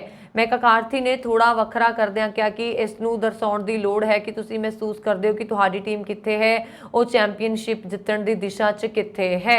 ਮੈਕਕਾਰਥੀ ਦੁਆਰਾ ਟੀਮ ਨੂੰ ਥੀਮ ਦਾ ਖੁਲਾਸਾ ਕਰਨ ਤੋਂ ਬਾਅਦ ਉਹਨਾਂ ਨੇ ਇਹ ਦਰਸਾਉਣ ਲਈ ਟੀਮ ਦੇ ਮੀਟਿੰਗ ਰੂਮ ਦੇ ਸਾਹਮਣੇ ਵੱਡੇ ਪੋਸਟਰ ਤੇ ਸਿੱਖ ਜਰਨੈਲ ਸਰਦਾਰ ਹਰੀ ਸਿੰਘ ਨਲਵਾ ਦੀ ਕਿਰਪਾਨ ਤੇ ਢਾਲ ਫੜੀ ਵੱਡੀ ਤਸਵੀਰ ਨਾਲ ਖਿਡਾਰੀਆਂ ਦੀ ਤਸਵੀਰ ਤੋਂ ਇਲਾਵਾ ਇੱਕ ਖਾਲੀ ਤਸਵੀਰ ਫਰੇਮ ਲਗਾ ਕੇ ਦਿੱਤੀ ਹੈ ਕਿ ਹਰ ਚੀਜ਼ ਸਾਲ ਵਿੱਚ ਜਾਣ ਵਾਲੇ ਉਹਨਾਂ ਦੇ ਸਾਹਮਣੇ ਬੈਠੀ ਹੈ। ਉਸ ਫਰੇਮ ਦੇ ਵਿੱਚ ਕੀ ਭਰੇਗਾ। ਅਮਰੀਕਾ ਦੇ ਮਿਨੀਸੋਟਾ ਸੂਬੇ ਵਿੱਚ ਭਾਰਤੀ ਅਤੇ ਸ਼੍ਰੀਲੰਕਾਈ ਮੂਲ ਦੀ ਡੈਮੋਕ੍ਰੈਟਿਕ ਪਾਰਟੀ ਦੀ ਇੱਕ ਆਗੂ ਤੇ ਉਹਨਾਂ ਦੇ ਬੱਚਿਆਂ ਦੇ ਸਾਹਮਣੇ ਅਣਪਛਾਤੇ ਬੰਦੂਕਧਾਰੀਆਂ ਵੱਲੋਂ ਹਮਲਾ ਕਰਕੇ ਉਹਨਾਂ ਨੂੰ ਲਹੂ ਲੁਹਾਨ ਕਰ ਦਿੱਤਾ ਗਿਆ ਅਤੇ ਉਹਨਾਂ ਦੀ ਕਾਰ ਲੈ ਕੇ ਫਰਾਰ ਹੋ ਗਏ। Minnesota democratic farmer labour party ਦੀ ਉਪ ਪ੍ਰਧਾਨ ਸ਼ਿਵੰਤੀ ਨੇ ਕਿਹਾ ਹੈ ਕਿ ਉਹ ਮੰਗਲਵਾਰ ਸ਼ਾਮ ਨੂੰ ਕਾਰ ਵਿੱਚ ਸਵਾਰ ਹੋ ਕੇ ਗੁਆਂਢੀ ਇਲਾਕੇ ਫੋਲ ਵੇਲਵਾਲ ਜਾ ਰਹੀ ਸੀ ਅਤੇ ਇਸ ਦੌਰਾਨ ਕੁਝ ਬੰਦੂਕਧਾਰੀਆਂ ਨੇ ਉਹਨਾਂ ਤੇ ਹਮਲਾ ਕੀਤਾ ਅਤੇ ਕਾਰ ਲੈ ਕੇ ਫਰਾਰ ਹੋ ਗਏ। ਉਹਨਾਂ ਨੇ ਦੱਸਿਆ ਕਿ ਇਸ ਹਮਲੇ ਦੇ ਵਿੱਚ ਉਸ ਦਾ ਪੈਰ ਫ੍ਰੈਕਚਰ ਹੋ ਗਿਆ ਅਤੇ ਉਸ ਦੇ ਸਿਰ ਵਿੱਚ ਗੰਭੀਰ ਸੱਟ ਲੱਗਣ ਅਤੇ ਸਰੀਰ ਤੇ ਕਈ ਹੋਰ ਸੱਟਾਂ ਲੱਗੀਆਂ ਨੇ। ਵਾਸ਼ਿੰਗਟਨ ਟਾਈਮਜ਼ ਦੀ ਖਬਰ ਦੇ ਮੁਤਾਬਕ ਪੁਲਿਸ ਨੇ ਦੱਸਿਆ ਕਿ ਬਾਅਦ ਵਿੱਚ ਅਧਿਕਾਰੀਆਂ ਨੂੰ ਸ਼ਿਵੰਤੀ ਦੀ ਕਾਰ ਵਿੱਚ ਸੁਨਸਾਨ ਜਗ੍ਹਾ ਤੇ ਖੜੀ ਹੋਈ ਮਿਲੀ। ਸ਼ਿਵਾਂਤੀ ਨੇ ਬੁੱਧਵਾਰ ਨੂੰ ਇੱਕ ਫੇਸਬੁੱਕ ਪੋਸਟ ਦੇ ਵਿੱਚ ਕਿਹਾ, ਬੰਦੂਕਾਂ ਨਾਲ ਲੈਸ 4 ਨੌਜਵਾਨਾਂ ਨੇ ਮੇਰੇ ਬੱਚਿਆਂ ਦੇ ਸਾਹਮਣੇ ਮੈਨੂੰ ਜ਼ਮੀਨ ਤੇ ਧੱਕਾ ਦਿੱਤਾ ਅਤੇ ਕੁੱਟਮਾਰ ਕੀਤੀ। ਉਹਨਾਂ ਨੇ ਕਿਹਾ ਇਹ ਸਾਰਾ ਕੁਝ ਦਿਨ ਦਿਹਾੜੇ ਵਾਪਰਿਆ ਤੇ ਜਦੋਂ ਮੇਰੇ ਗੁਆਂਢੀ ਮਦਦ ਲਈ ਅੱਗੇ ਆਏ ਤਾਂ ਨੌਜਵਾਨਾਂ ਨੇ ਉਹਨਾਂ ਨੂੰ ਬੰਦੂਕ ਦਿਖਾ ਕੇ ਅਜਿਹਾ ਕਰਨ ਤੋਂ ਰੋਕਿਆ। ਪੀੜਤਾ ਨੇ ਮੰਗ ਕੀਤੀ ਹੈ ਕਿ ਦੋਸ਼ੀਆਂ ਨੂੰ ਜਲਦੀ ਫੜ ਕੇ ਸਜ਼ਾ ਦਿੱਤੀ ਜਾਏ। ਪੁਲਿਸ ਨੇ ਅਜੇ ਤੱਕ ਸ਼ੱਕੀ ਹਮਲਾਵਰ ਦਾ ਕੋਈ ਸੁਰਾਗ ਨਹੀਂ ਹਾਸਲ ਕੀਤਾ ਹੈ। ਅਮਰੀਕਾ ਵਿੱਚ 60 ਕਰੋੜ ਡਾਲਰ ਦੇ ਗੈਰ ਕਾਨੂੰਨੀ ਲੈਣ ਦੇਣ ਦੇ ਦੋਸ਼ ਵਿੱਚ 4 ਭਾਰਤੀ ਅਮਰੀਕੀ ਨਾਗਰਿਕਾਂ ਸਮੇਤ 5 ਲੋਕਾਂ ਨੂੰ ਗ੍ਰਿਫਤਾਰ ਕੀਤਾ ਗਿਆ ਹੈ। ਅਮਰੀਕੀ ਅਟਾਰਨੀ ਫਿਲਿਪ ਆਰ ਸਟਿਲਿੰਗਰ ਨੇ ਦੱਸਿਆ ਕਿ ਗ੍ਰਿਫਤਾਰ ਕੀਤੇ ਗਏ ਭਾਰਤੀ ਅਮਰੀਕੀਆਂ ਦੇ ਵਿੱਚ ਰਾਜ ਵੈਦਿਆ, ਰਕੇਸ਼ ਵੈਦਿਆ, ਸ਼੍ਰੇ ਵੈਦਿਆ ਤੇ ਨੀਲ ਪਟੇਲ ਸ਼ਾਮਲ ਨੇ ਅਤੇ ਇਹ ਸਾਰੇ ਨਿਊ ਜਰਸੀ ਦੇ ਐਡੀਸਨ ਦੇ ਵਸਨੀਕ ਨੇ। ਉਹਨਾਂ ਨੇ ਦੱਸਿਆ ਕਿ ਇਸ ਮਾਮਲੇ ਦੇ ਵਿੱਚ ਗ੍ਰਿਫਤਾਰ ਕੀਤਾ ਗਿਆ ਪੰਜਵਾਂ ਵਿਅਕਤੀ ਯੂਸਫ ਜ਼ੈਮਫਰ ਹੈ ਜੋ ਨਿਊਯਾਰਕ ਦੇ ਗ੍ਰੇਟ ਨੇਕ ਇਲਾਕੇ ਦਾ ਰਹਿਣ ਵਾਲਾ ਹੈ। ਇਹਨਾਂ ਸਾਰਿਆਂ ਨੂੰ ਵੀਰਵਾਰ ਨੂੰ ਗ੍ਰਿਫਤਾਰ ਕੀਤਾ ਗਿਆ ਸੀ। ਅਦਾਲਤੀ ਦਸਤਾਵੇਜ਼ਾਂ ਦੇ ਅਨੁਸਾਰ ਰਾਜ, ਰਾਕੇਸ਼, ਸ਼੍ਰੇ ਵੈਦਿਆ ਤੇ ਨੀਲ ਪਟੇਲ ਨਿਊਯਾਰਕ ਸਿਟੀ ਦੇ ਡਾਇਮੰਡ ਜ਼ਿਲ੍ਹੇ ਵਿੱਚ ਸਾਲ 2019 ਤੋਂ ਕਥਿਤ ਤੌਰ ਤੇ ਹੀਰੇ, ਸੋਨੇ ਤੇ ਗਹਿਣਿਆਂ ਨਾਲ ਸੰਬੰਧਿਤ ਕਈ ਕੰਪਨੀਆਂ ਚਲਾ ਰਹੇ ਸੀ। ਸੰਘੀ ਵਕੀਲਾਂ ਨੇ ਦੱਸਿਆ ਕਿ ਜ਼ੈਮਫਰ ਦੇ ਰੋਡੀਓ ਸਮੇਤ ਡਾਇਮੰਡ ਜ਼ਿਲ੍ਹੇ ਵਿੱਚ ਕਈ ਕੰਪਨੀਆਂ ਚਲਾ ਰਿਹਾ ਸੀ। ਸਰਕਾਰੀ ਵਕੀਲ ਅਨੁਸਾਰ ਇਹਨਾਂ ਦੋਸ਼ੀਆਂ ਨੇ ਇਹਨਾਂ ਅਤੇ ਹੋਰ ਕੰਪਨੀਆਂ ਦੀ ਆੜ ਵਿੱਚ ਗਾਹਕਾਂ ਨਾਲ ਕਰੋੜਾਂ ਡਾਲਰ ਦਾ ਗੈਰ ਕਾਨੂੰਨੀ ਵਿੱਤੀ ਲੈਣ ਦੇਣ ਕੀਤਾ। ਅਦਾਲਤੀ ਦਸਤਾਵੇਜ਼ਾਂ ਦੇ ਅਨੁਸਾਰ ਇੱਕ ਮੌਕੇ ਤੇ ਦੋਸ਼ੀਆਂ ਨੂੰ ਇੱਕ ਦਿਨ ਵਿੱਚ ਲੱਖਾਂ ਡਾਲਰ ਦੀ ਨਕਦੀ ਮਿਲੀ। ਇਹਨਾਂ ਦੀ ਕੋਈ ਵੀ ਕੰਪਨੀ ਨਿਊਯਾਰਕ, ਨਿਊ ਜਰਸੀ ਜਾਂ ਫਾਈਨੈਂਸ਼ੀਅਲ ਕ੍ਰਾਈਮਸ ਇਨਫੋਰਸਮੈਂਟ ਨੈਟਵਰਕ ਵਿੱਚ ਰਜਿਸਟਰਡ ਨਹੀਂ ਸੀ। ਅਮਰੀਕਾ ਵਿਖੇ ਅਲਬਾਮਾ ਦੇ ਇੱਕ ਨੌਜਵਾਨ ਨੂੰ 14 ਸਾਲ ਦੀ ਉਮਰ ਦੇ ਵਿੱਚ 3 ਛੋਟੇ ਭੈਣ ਭਰਾਵਾਂ ਸਮੇਤ ਪਰਿਵਾਰ ਦੇ 5 ਮੈਂਬਰਾਂ ਦਾ ਕਤਲ ਕਰਨ ਦਾ ਦੋਸ਼ੀ ਠਹਿਰਾਇਆ ਗਿਆ ਅਤੇ ਉਸ ਨੂੰ ਪੈਰੋਲ ਦੀ ਸੰਭਾਵਨਾ ਤੋਂ ਬਿਨਾਂ ਉਮਰ ਕੈਦ ਦੀ ਸਜ਼ਾ ਸੁਣਾਈ ਗਈ। ਸਰਕਟ ਜੱਜ ਨੇ ਜਿਹੜੇ ਕਿ ਵਾਈਜ਼ ਹੈ ਸਰਕਟ ਜੱਜ ਚੈਡਵਿਕ ਵਾਈਜ਼ ਨੇ ਵੀਰਵਾਰ ਨੂੰ ਮੇਸਨ ਸਿਸਕ ਨੂੰ ਸਜ਼ਾ ਸੁਣਾਈ ਜੋ ਹੁਣ 18 ਸਾਲ ਦਾ ਹੈ। ਵਾਈਜ਼ ਨੇ ਲਿਖਿਆ ਕਿ ਇਹ ਅਪਰਾਧ ਘਿਨਾਉਣਾ ਤੇ ਪਰੇਸ਼ਾਨ ਕਰਨ ਵਾਲਾ ਸੀ ਅਤੇ ਉਸ ਨੂੰ ਕਾਨੂੰਨ ਦੇ ਦੁਆਰਾ ਮਨਜ਼ੂਰ ਕੀਤੀ ਗਈ ਸਖਤ ਸਜ਼ਾ ਸੁਣਾਏ ਜਾਣ ਦੀ ਲੋੜ ਸੀ। ਅਪ੍ਰੈਲ ਦੇ ਵਿੱਚ ਇੱਕ ਜਿਊਰੀ ਨੇ ਸਿਸਕ ਨੂੰ 2019 ਵਿੱਚ ਉਸਦੇ ਪਿਤਾ, ਗੋਦ ਲੈਣ ਵਾਲੀ ਮਾਂ ਅਤੇ ਛੋਟੇ ਭੈਣ ਭਰਾਵਾਂ ਦੀ ਗੋਲੀਬਾਰੀ ਵਿੱਚ ਹੋਈਆਂ ਮੌਤਾਂ ਦੇ ਲਈ ਕਤਲ ਦੇ ਕਈ ਮਾਮਲਿਆਂ ਦੇ ਦੋਸ਼ੀ ਠਹਿਰਾਇਆ ਸੀ। ਸਾਰੇ ਪੰਜਾਂ ਨੂੰ ਐਲਕਮੌਂਟ ਵਿੱਚ ਉਹਨਾਂ ਦੇ ਘਰ ਵਿੱਚ ਸਿਰ ਵਿੱਚ ਗੋਲੀ ਮਾਰ ਦਿੱਤੀ ਗਈ। ਮ੍ਰਿਤਕਾਂ ਵਿੱਚ ਇੱਕ ਛੋਟਾ ਬੱਚਾ ਵੀ ਸੀ। ਜੌਨ ਵੇਨ ਸਿਸਕ ਅਤੇ ਮੈਰੀ ਸਿਸਕ 2 ਸਤੰਬਰ 2019 ਨੂੰ ਆਪਣੇ 3 ਬੱਚਿਆਂ 6 ਸਾਲਾ ਕੇਨ, 4 ਸਾਲਾ ਅਰੋਰਾ ਅਤੇ 6 ਮਹੀਨੇ ਦੇ ਕੌਲਸਨ ਸਮੇਤ ਆਪਣੇ ਘਰ ਵਿੱਚ ਮ੍ਰਿਤਕ ਪਾਏ ਗਏ ਸੀ। ਸਾਰਿਆਂ ਦੇ ਸਿਰ ਵਿੱਚ ਗੋਲੀ ਮਾਰੀ ਗਈ ਸੀ। ਅਧਿਕਾਰੀਆਂ ਨੇ ਕਿਹਾ ਕਿ ਮੇਸਨ ਸਿਸਕ ਨੇ ਸ਼ੁਰੂ ਵਿੱਚ ਪੁਲਿਸ ਨੂੰ ਦੱਸਿਆ ਕਿ ਉਹ ਬੇਸਮੈਂਟ ਵਿੱਚ ਵੀਡੀਓ ਗੇਮ ਖੇਡ ਰਿਹਾ ਸੀ ਜਦੋਂ ਉਸਨੇ ਗੋਲੀਆਂ ਦੀ ਆਵਾਜ਼ ਸੁਣੀ ਅਤੇ ਇੱਕ ਬਾਹਰ ਨੂੰ ਜਾਂਦੇ ਹੋਏ ਵੇਖਣ ਦੇ ਲਈ ਬਾਹਰ ਭੱਜਿਆ, ਪਰ ਉਸਨੇ ਬਾਅਦ ਵਿੱਚ ਜਾਂਚਕਰਤਾਵਾਂ ਨੂੰ ਦੱਸਿਆ ਕਿ ਉਸਨੇ 5 ਨੂੰ ਮਾਰ ਦਿੱਤਾ ਸੀ। ਉਧਰ US ਸੁਪਰੀਮ ਕੋਰਟ ਨੇ ਕਿਹਾ ਹੈ ਕਿ 18 ਸਾਲ ਤੋਂ ਘੱਟ ਉਮਰ ਦੇ ਲੋਕਾਂ ਲਈ ਉਹਨਾਂ ਦੇ ਅਪਰਾਧਾਂ ਦੇ ਸਮੇਂ ਉਮਰ ਕੈਦ ਦੀ ਸਜ਼ਾ ਬਹੁਤ ਘੱਟ ਕੇਸਾਂ ਨੂੰ ਛੱਡ ਕੇ ਅਣਉਚਿਤ ਹੈ। ਦੱਖਣੀ ਅਮਰੀਕਾ ਦੇਸ਼ ਮੈਕਸੀਕੋ ਦੇ ਵਿੱਚ ਗਰਭਪਾਤ ਹੁਣ ਅਪਰਾਧ ਨਹੀਂ ਹੈ। ਦੇਸ਼ ਦੇ ਸੁਪਰੀਮ ਕੋਰਟ ਨੇ ਗਰਭਪਾਤ ਨੂੰ ਅਪਰਾਧ ਦੇ ਦਾਇਰੇ ਵਿੱਚੋਂ ਹਟਾ ਦਿੱਤਾ ਹੈ। ਮੈਕਸੀਕੋ ਦੇ ਸੁਪਰੀਮ ਕੋਰਟ ਨੇ ਗਰਭਪਾਤ ਨੂੰ ਸਜ਼ਾ ਵਾਲੀਆਂ ਧਾਰਾਵਾਂ ਵਿੱਚੋਂ ਬਾਹਰ ਕੱਢਣ ਦਾ ਆਦੇਸ਼ ਦਿੱਤਾ ਹੈ। ਹੁਣ ਮਹਿਲਾਵਾਂ ਦੇ ਲਈ ਗਰਭਪਾਤ ਨਾ ਰੱਖਣ ਦਾ ਫੈਸਲਾ ਕਰਨਾ ਜ਼ਿਆਦਾ ਆਸਾਨ ਹੋ ਜਾਏਗਾ। ਅਦਾਲਤ ਨੇ ਗਰਭਪਾਤ ਤੇ ਲੱਗੀਆਂ ਸਾਰੀਆਂ ਕਾਨੂੰਨੀ ਪਾਬੰਦੀਆਂ ਨੂੰ ਖਤਮ ਕਰ ਦਿੱਤਾ ਹੈ। ਆਦੇਸ਼ ਵਿੱਚ ਕਿਹਾ ਗਿਆ ਹੈ ਕਿ ਗਰਭਪਾਤ ਤੇ ਰਿਕ ਲਾਉਣ ਵਾਲੇ ਸਾਰੇ ਕਾਨੂੰਨ ਗੈਰ ਸੰਵਿਧਾਨਕ ਹਨ। ਦੁਨੀਆ ਦੇ ਸਭ ਤੋਂ ਅਮੀਰ ਵਿਅਕਤੀ ਤੇ ਟੈਸਲਾ ਦੇ CEO ਐਲਨ ਮਸਕ ਆਪਣੇ ਕਾਰੋਬਾਰ ਦੇ ਨਾਲ-ਨਾਲ ਨਿੱਜੀ ਜ਼ਿੰਦਗੀ ਨੂੰ ਲੈ ਕੇ ਵੀ ਸੁਰਖੀਆਂ 'ਚ ਲਗਾਤਾਰ ਬਣੇ ਰਹਿੰਦੇ ਨੇ। ਇੱਕ ਵਾਰ ਫਿਰ ਉਹ ਆਪਣੇ 2 ਜੁੜਵਾ ਬੱਚਿਆਂ ਨੂੰ ਲੈ ਕੇ ਸੁਰਖੀਆਂ 'ਚ ਨੇ। ਮਸਕ ਦੀ ਪਹਿਲੀ ਵਾਰ ਉਹਨਾਂ ਦੇ ਜੁੜਵਾ ਬੱਚਿਆਂ ਤੇ ਬੱਚਿਆਂ ਦੀ ਮਾਂ ਸ਼ਿਵੋਨ ਨਾਲ ਫੋਟੋ ਸਾਹਮਣੇ ਆਈ ਹੈ। ਮਸਕ ਦੀ ਜੀਵਨੀ ਲਿਖ ਰਹੇ ਲੇਖਕ ਵਾਲਟਰ ਨੇ ਸੋਸ਼ਲ ਮੀਡੀਆ ਤੇ ਦੋ ਤਸਵੀਰਾਂ ਸਾਂਝੀਆਂ ਕੀਤੀਆਂ। ਇਸ ਆਸਕਨ ਵੱਲੋਂ ਸ਼ੇਅਰ ਕੀਤੀ ਗਈ ਫੋਟੋ ਵਿੱਚ ਦੇਖਿਆ ਜਾ ਸਕਦਾ ਹੈ ਕਿ ਮਸਕ ਸੋਫੇ ਤੇ ਬੈਠੇ ਦਿਖਾਈ ਦੇ ਰਹੇ ਨੇ। ਇਸ ਦੌਰਾਨ ਉਹਨਾਂ ਦੀ ਗੋਦ ਵਿੱਚ ਇੱਕ ਬੱਚਾ ਹੈ। ਉਹਨਾਂ ਦੇ ਕੋਲ ਹੀ ਸ਼ਿਵੋਨ ਇੱਕ ਬੱਚੇ ਨੂੰ ਲੈ ਕੇ ਬੈਠੇ ਨੇ। ਦੂਜੀ ਫੋਟੋ ਵਿੱਚ ਇੱਕ ਬੱਚਾ ਇੱਕ ਵੱਡੇ ਰੋਬੋਟ ਨੂੰ ਦੇਖ ਰਿਹਾ ਹੈ ਤੇ ਮਸਕ ਉਸ ਦੇ ਪਿੱਛੇ ਖੜੇ ਨੇ। ਓਟਾਵਾ ਨੇ ਇਹ ਦੱਸਣ ਤੋਂ ਇਨਕਾਰ ਕਰ ਦਿੱਤਾ ਹੈ ਕਿ ਨਵੀਂ ਦਿੱਲੀ ਵਿੱਚ G20 ਸਿਖਰ ਵਾਰਤਾ ਤੋਂ ਠੀਕ ਪਹਿਲਾਂ ਭਾਰਤ ਦੇ ਨਾਲ ਟ੍ਰੇਡ ਗੱਲਬਾਤ ਅਚਾਨਕ ਕਿਉਂ ਰੋਕ ਦਿੱਤੀ ਗਈ। ਕੈਨੇਡਾ ਵਿੱਚ ਭਾਰਤ ਦੇ ਰਾਜਦੂਤ ਨੇ ਪਿੱਛੇ ਜਿਹੇ ਇਹ ਖੁਲਾਸਾ ਕੀਤਾ ਸੀਗਾ ਕਿ ਪਿਛਲੇ ਮਹੀਨੇ ਓਟਾਵਾ ਨੇ ਇਸ ਗੱਲਬਾਤ ਨੂੰ ਰੋਕਣ ਦੇ ਲਈ ਆਖਿਆ ਸੀ। ਇਸ ਰਾਜਦੂਤ ਨੇ ਇਹ ਨਹੀਂ ਦੱਸਿਆ ਕਿ ਕੈਨੇਡਾ ਵੱਲੋਂ ਅਜਿਹਾ ਕਿਉਂ ਆਖਿਆ ਗਿਆ ਤੇ ਨਾ ਹੀ ਕੌਮਾਂਤਰੀ ਟ੍ਰੇਡ ਮੰਤਰੀ ਜਾਂ ਪ੍ਰਧਾਨ ਮੰਤਰੀ ਵੱਲੋਂ ਹੀ ਇਸ ਮਾਮਲੇ ਉੱਤੇ ਕੋਈ ਰੌਸ਼ਨੀ ਪਾਈ ਗਈ ਹੈ। ਟਰੂਡੋ ਨੇ ਆਖਿਆ ਕਿ ਅਸੀਂ ਜਾਣਦੇ ਹਾਂ ਕਿ ਮੁਕਤ ਵਪਾਰ ਸਮਝੌਤੇ ਲਈ ਗੱਲਬਾਤ ਲੰਬੀ ਤੇ ਗੁੰਝਲਦਾਰ ਹੁੰਦੀ ਹੈ ਤੇ ਉਹਨਾਂ ਨੇ ਆਖਿਆ ਕਿ ਇਸ ਤੋਂ ਜ਼ਿਆਦਾ ਉਹ ਕੁਝ ਨਹੀਂ ਆਖ ਸਕਦੇ। ਟਰੂਡੋ ਦਾ ਇਹ ਬਿਆਨ ਉਸ ਸਮੇਂ ਆਇਆ ਜਦੋਂ ਕੁਝ ਦਿਨ ਪਹਿਲਾਂ ਟ੍ਰੇਡ ਮੰਤਰੀ ਮੈਰੀ ਨੇ ਆਖਿਆ ਕਿ ਕੈਨੇਡਾ ਅਜੇ ਹਾਲਾਤ ਦਾ ਜਾਇਜ਼ਾ ਲੈ ਰਿਹਾ ਹੈ। ਮੰਗਲਵਾਰ ਨੂੰ ਐਨਜੀ ਨੇ ਇੰਡੋਨੇਸ਼ੀਆ ਦੇ ਵਿੱਚ ਪੱਤਰਕਾਰਾਂ ਨਾਲ ਗੱਲਬਾਤ ਕਰਦਿਆਂ ਕਿਹਾ ਸੀਗਾ ਕਿ ਅਸੀਂ ਮੁਆਇਨਾ ਕਰ ਰਹੇ ਹਾਂ ਕਿ ਗੱਲਬਾਤ ਕਿੱਥੋਂ ਤੱਕ ਪਹੁੰਚ ਚੁੱਕੀ ਹੈ। ਕੈਨੇਡਾ ਤੇ ਭਾਰਤ ਨੇ ਸਭ ਤੋਂ ਪਹਿਲਾਂ 2010 ਦੇ ਵਿੱਚ ਟ੍ਰੇਡ ਡੀਲ ਬਾਰੇ ਗੱਲਬਾਤ ਸ਼ੁਰੂ ਕੀਤੀ ਸੀ, ਪਰ 2017 ਦੇ ਵਿੱਚ ਇਹ ਗੱਲਬਾਤ ਵਿਚਾਲੇ ਹੀ ਧੁਰੀ ਰਹਿ ਗਈ। 2022 ਤੋਂ ਹੀ ਦੋਵੇਂ ਦੇਸ਼ ਕੰਪਰਹੈਂਸਿਵ ਇਕਨੋਮਿਕ ਪਾਰਟਨਰਸ਼ਿਪ ਐਗਰੀਮੈਂਟ ਸੰਬੰਧੀ ਗੱਲਬਾਤ ਵਿੱਚ ਰੁੱਝੇ ਹੋਏ ਸੀ। ਇਹ ਕੁਝ ਇੰਡਸਟਰੀਜ਼ ਤੱਕ ਹੀ ਸੀਮਿਤ ਸੀ। ਇਸ ਦੌਰਾਨ ਕੈਨੇਡਾ ਬਿਜ਼ਨਸ ਕਾਉਂਸਲ ਦੇ CEO ਕੋਲਡੀ ਹੈਦਰ ਨੇ ਆਖਿਆ ਕਿ ਉਹਨਾਂ ਦਾ ਮੰਨਣਾ ਹੈ ਕਿ ਇਸ ਤਰ੍ਹਾਂ ਦੀ ਖੜੋਤ ਇਸ ਸਮਝੌਤੇ ਸੰਬੰਧੀ ਹੋਰ ਸਵਾਲ ਪੁੱਛਣ ਦਾ ਮੌਕਾ ਹੈ। ਬੀਤੇ ਦਿਨ ਕੈਨੇਡਾ ਪੁਲਿਸ ਨੇ ਗ੍ਰੇਟਰ ਟੋਰਾਂਟੋ ਖੇਤਰ ਵਿੱਚ ਗੱਡੀਆਂ ਚੋਰੀ ਕਰਨ ਵਾਲੇ ਇੱਕ ਗਰੋਹ ਦਾ ਪਰਦਾਫਾਸ਼ ਕਰਦਿਆਂ 6 ਲੋਕਾਂ ਨੂੰ ਗ੍ਰਿਫਤਾਰ ਕੀਤਾ, ਜਿਨ੍ਹਾਂ ਕੋਲੋਂ ਲਗਭਗ $2 ਮਿਲੀਅਨ ਦੇ ਕਰੀਬ ਬਣਦੇ ਮੁੱਲ ਦੀਆਂ 22 ਦੇ ਕਰੀਬ ਗੱਡੀਆਂ ਬਰਾਮਦ ਕੀਤੀਆਂ ਗਈਆਂ। ਪੁਲਿਸ ਜਾਂਚ ਦੇ ਨਤੀਜੇ ਵਜੋਂ ਪੁਲਿਸ ਨੇ ਜਿਹੜੀਆਂ 13 ਲੈਂਡ ਰੋਵਰ, 5 ਡੌਜ ਹੈਰੈਮ, 2 ਪੋਰਸ਼, ਇੱਕ ਹੋਂਡਾ CRV ਅਤੇ ਇੱਕ ਕੈਡੀਲੈਕ SRX ਗੱਡੀਆਂ ਬਰਾਮਦ ਕੀਤੀਆਂ ਨੇ। ਉਹਨਾਂ ਦੀ ਕੁੱਲ ਕੀਮਤ ਜਿਹੜੀ ਹੈ ਉਹ ਹਜ਼ਾਰਾਂ ਡਾਲਰਾਂ ਦੇ ਵਿੱਚ ਬਣਦੀ ਹੈ। ਪੁਲਿਸ ਨੇ ਕਿਹਾ ਹੈ ਕਿ ਪ੍ਰੋਜੈਕਟ ਵਿਨੀ ਦੇ ਸੰਬੰਧ ਵਿੱਚ 6 ਲੋਕਾਂ ਨੂੰ ਗ੍ਰਿਫਤਾਰ ਕੀਤਾ ਗਿਆ, ਜਿਨ੍ਹਾਂ ਦੀ ਪਛਾਣ 27 ਸਾਲਾ ਰੌਬਰਟ ਅਤੇ 32 ਸਾਲਾ ਗਜਨ, 23 ਸਾਲਾ ਰਿਆਜ਼ ਮੁਹੰਮਦ, 29 ਸਾਲਾ ਵੈਨ ਜਾਰਜ, 25 ਸਾਲਾ ਹੈਪੀਸ਼ਨ ਅਤੇ 36 ਸਾਲਾ ਓਨੀਲ ਵਜੋਂ ਹੋਈ ਹੈ। ਕੈਨੇਡੀਅਨ ਪ੍ਰਧਾਨ ਮੰਤਰੀ ਜਸਟਿਨ ਟਰੂਡੋ ਨੇ ਸ਼ੁੱਕਰਵਾਰ ਨੂੰ ਸਿੰਗਾਪੁਰ ਦੇ 2 ਦਿਨਾਂ ਕਾਰਜਕਾਰੀ ਦੌਰੇ ਦੀ ਸਮਾਪਤੀ ਕਰ ਦਿੱਤੀ, ਜਿਸ ਵਿੱਚ ਦੋਹਾਂ ਦੇਸ਼ਾਂ ਨੇ ਯੁਵਾ ਗਤੀਸ਼ੀਲ ਸਮਝੌਤੇ ਦੀ ਯੋਜਨਾ ਦਾ ਐਲਾਨ ਕੀਤਾ। ਸਿੰਗਾਪੁਰ ਦੇ ਵਿਦੇਸ਼ ਮੰਤਰਾਲਾ ਦੇ ਇੱਕ ਬਿਆਨ ਦੇ ਅਨੁਸਾਰ ਇਸ ਨਾਲ ਦੋਹਾਂ ਦੇਸ਼ਾਂ ਦੇ ਵਿਚਾਲੇ ਲੋਕਾਂ ਦੇ ਸੰਬੰਧ ਜਿਹੜੇ ਨੇ ਆਪਸ ਵਿੱਚ ਮਜ਼ਬੂਤ ਹੋਣਗੇ, ਉਹਨਾਂ ਨੂੰ ਹੁਲਾਰਾ ਦੇਣ ਅਤੇ ਦੋਹਾਂ ਦੇਸ਼ਾਂ ਦੇ ਨੌਜਵਾਨਾਂ ਲਈ ਇੱਕ ਦੂਜੇ ਦੇ ਦੇਸ਼ 'ਚ ਕੰਮ ਤੇ ਯਾਤਰਾ ਕਰਨ ਨੂੰ ਸੌਖੇ ਬਣਾ ਕੇ ਅੰਤਰ ਸੱਭਿਆਚਾਰਕ ਆਦਾਨ ਪ੍ਰਦਾਨ ਨੂੰ ਉਤਸ਼ਾਹਿਤ ਕਰਨ 'ਚ ਮਦਦ ਮਿਲੇਗੀ। ਵਿਦੇਸ਼ ਮੰਤਰਾਲਾ ਨੇ ਕਿਹਾ ਕਿ ਟਰੂਡੋ ਨੇ ਸ਼ੁੱਕਰਵਾਰ ਨੂੰ ਸਿੰਗਾਪੁਰ ਦੇ ਪ੍ਰਧਾਨ ਮੰਤਰੀ ਲੀ ਸੀਨ ਲੂੰਗ ਨਾਲ ਮੁਲਾਕਾਤ ਕੀਤੀ ਅਤੇ ਦੋਹਾਂ ਨੇ ਆਪਣੇ ਮੁਲਕਾਂ ਦਰਮਿਆਨ ਨਿੱਘੀ ਦੋਸਤੀ ਦੀ ਪੁਸ਼ਟੀ ਕੀਤੀ।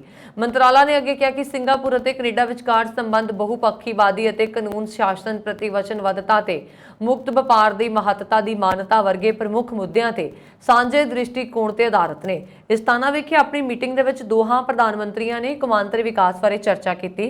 ਇਸ ਮੌਕੇ ਲੀ ਨੇ association of south East Asian nations ਵਿੱਚ ਕੈਨੇਡਾ ਦੀ ਸ਼ਮੂਲੀਅਤ ਦਾ ਵੀ ਸਵਾਗਤ ਕੀਤਾ ਅਤੇ ਆਸੀਆਨ ਦੇਸ਼ਾਂ ਦਾ ਰਣਨੀਤਿਕ ਭਾਈਵਾਲ ਬਣਨ ਤੇ ਕੈਨੇਡਾ ਨੂੰ ਵਧਾਈਆਂ ਦਿੱਤੀਆਂ। ਟਰੂਡੋ ਨੇ ਬੁੱਧਵਾਰ ਨੂੰ ਇਹ ਕਿਹਾ ਸੀਗਾ ਕਿ ਕੈਨੇਡਾ ਖੇਤਰੀ ਸਮੂਹ ਦੇ ਨਾਲ ਇੱਕ ਮੁਕਤ ਵਪਾਰ ਸਮਝੌਤੇ ਨੂੰ ਅੰਤਮ ਰੂਪ ਦੇਣ ਦੀ ਉਮੀਦ ਕਰਦਾ ਹੈ। ਸਿੰਗਾਪੁਰ ਦੇ ਵਿਦੇਸ਼ ਮੰਤਰਾਲਾ ਨੇ ਕੈਨੇਡਾ ਨਾਲ ਸਿੰਗਾਪੁਰ ਦੇ ਸੰਬੰਧਾਂ ਨੂੰ ਪੁਰਾਣੇ ਅਤੇ ਦੁਬੱਲੇ ਸਹਿਯੋਗ ਵਿੱਚ ਵਧਦਿਆਂ ਦੱਸਿਆ।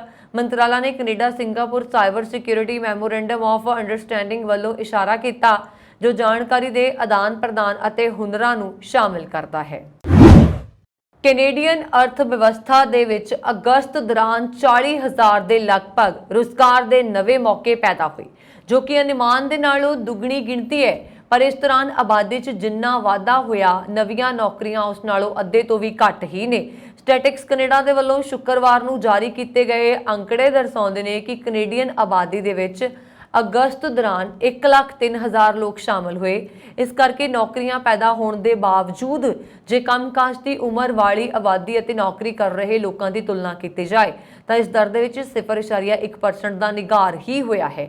ਉਤਪਾਦਨ, ਖੇਤੀ, ਲੋਕ ਪ੍ਰਸ਼ਾਸਨ, ਵਿੱਤ, ਇੰਸ਼ੋਰੈਂਸ, ਰੀਅਲ ਅਸਟੇਟ, ਵਿਦਿਅਕ ਸੇਵਾਵਾਂ ਦੇ ਖੇਤਰ ਵਿੱਚ ਨੌਕਰੀਆਂ 'ਚ ਨਿਘਾਰ ਹੋਇਆ ਹੈ, ਜਦਕਿ ਕੰਸਟਰਕਸ਼ਨ, ਟਰਾਂਸਪੋਰਟ, ਵੇਅਰਹਾਊਸ, ਥੋਕ ਅਤੇ ਰਿਟੇਲ, ਵਪਾਰ, ਕੁਦਰਤੀ ਸਰੋਤ ਅਤੇ ਹੈਲਥ ਕੇਅਰ ਸੈਕਟਰ ਵਿੱਚ ਨਵੀਆਂ ਨੌਕਰੀਆਂ ਪੈਦਾ ਹੋਈਆਂ ਨੇ। ਜਾਰੀ ਅੰਕੜਿਆਂ ਦੇ ਅਨੁਸਾਰ ਨਿਰਮਾਣ ਦੇ ਖੇਤਰ ਵਿੱਚ 34,000 ਨਵੀਆਂ ਨੌਕਰੀਆਂ ਜੁੜੀਆਂ, ਉੱਥੇ ਸਿੱਖਿਆ ਅਤੇ ਉਤਪਾਦਨ ਖੇਤਰ ਦੇ ਵਿੱਚ 30,000 ਨੌਕਰੀਆਂ ਦਾ ਨਿਘਾਰ ਹੋਇਆ। ਕਿਊਬੈਕ ਪ੍ਰੋਵਿੰਸ਼ੀਅਲ ਪੁਲਿਸ ਨੇ ਪ੍ਰਾਂਤ ਦੇ ਉੱਤਰ ਵਿੱਚ ਇਹਨਾਂ ਗਰਮੀਆਂ ਦੀ ਸ਼ੁਰੂਆਤ ਵਿੱਚ ਕਈ ਜੰਗਲਾਂ 'ਚ ਅੱਗ ਲੱਗਣ ਦੇ ਸਿਲਸਿਲੇ ਵਿੱਚ ਅੱਗ ਲਗਾਉਣ ਦੇ ਦੋਸ਼ ਵਿੱਚ ਇੱਕ ਵਿਅਕਤੀ ਨੂੰ ਗ੍ਰਿਫਤਾਰ ਕੀਤਾ ਹੈ। ਪੁਲਿਸ ਦਾ ਕਹਿਣਾ ਹੈ ਕਿ 37 ਸਾਲਾ ਉਕਤ ਵਿਅਕਤੀ ਨੂੰ ਅੱਜ ਵੀਡੀਓ ਕਾਨਫਰੰਸ ਰਾਹੀਂ ਰੋਬਰਾਲ ਦੀ ਇੱਕ ਅਦਾਲਤ ਵਿੱਚ ਅਗਜ਼ਨੀ ਦੇ ਦੋਸ਼ਾਂ ਦਾ ਸਾਹਮਣਾ ਕਰਨ ਦੇ ਲਈ ਪੇਸ਼ ਕੀਤਾ ਗਿਆ। ਕਿਊਬੈਕ ਦੇ ਚਿਵਗਿਆਮਾਓ ਦੇ ਰਹਿਣ ਵਾਲੇ ਉਕਤ ਵਿਅਕਤੀ ਨੂੰ ਸੂਬਾਈ ਪੁਲਿਸ ਦੀ ਮੁੱਖ ਅਪਰਾਧ ਯੂਨਿਟ ਦੇ ਮੈਂਬਰਾਂ ਵੱਲੋਂ ਗ੍ਰਿਫਤਾਰ ਕੀਤਾ ਗਿਆ। ਉੱਥੋਂ ਦੇ ਮੇਅਰ ਮੈਨਨ ਨੇ ਦੱਸਿਆ ਕਿ ਸ਼ੱਕੀ ਨੂੰ ਕਥਿਤ ਤੌਰ ਤੇ ਛੋਟੀਆਂ ਅੱਗਾਂ ਦੀ ਇੱਕ ਲੜੀ ਸ਼ੁਰੂ ਕੀਤੀ, ਜਿਸ ਤੇ ਫਾਇਰ ਫਾਈਟਰਾਂ ਨੇ ਜਲਦੀ ਹੀ ਕਾਬੂ ਪਾ ਲਿਆ। ਦੱਸਣਯੋਗ ਹੈ ਕਿ ਕਿਊਬੈਕ ਵਿੱਚ ਇਸ ਸਾਲ ਜੰਗਲ ਦੀ ਅੱਗ ਦਾ ਇੱਕ ਬੇਮਿਸਾਲ ਸੀਜ਼ਨ ਰਿਹਾ, ਜਿਸ ਵਿੱਚ ਲਗਭਗ 15,000 ਵਰਗ ਕਿਲੋਮੀਟਰ ਖੇਤਰ ਸੜ ਕੇ ਸੁਆਹ ਹੋ ਗਿਆ ਸੀ। ਚਿਵਗਿਆਮਾਓ ਦੇ 7500 ਵਸਨੀਕਾਂ ਨੂੰ ਅੱਗ ਅਤੇ ਹਵਾ ਦੀ ਮਾੜੀ ਸਥਿਤੀ ਕਾਰਨ ਅਸਥਾਈ ਤੌਰ ਤੇ ਆਪਣੇ ਘਰਾਂ ਤੋਂ ਜਾਣ ਦੇ ਲਈ ਮਜਬੂਰ ਹੋਣਾ ਪਿਆ ਸੀ। ਇਹ ਸਨ ਹੁਣ ਤੱਕ ਦੀਆਂ ਖਬਰਾਂ। ਮੈਨੂੰ ਵਰੁਣ ਕੌਰ ਮਾਨ ਨੂੰ ਦਿਓ ਆਗਿਆ। ਹੋਰ ਖਬਰਾਂ ਦੇ ਲਈ ਸਾਡਾ YouTube ਚੈਨਲ ਪੰਜਾਬ ਮੇਲ USA TV ਜ਼ਰੂਰ ਸਬਸਕ੍ਰਾਈਬ ਕਰੋ। ਸ਼ੁਕਰੀਆ ਜੀ, ਸਤਿ ਸ਼੍ਰੀ ਅਕਾਲ।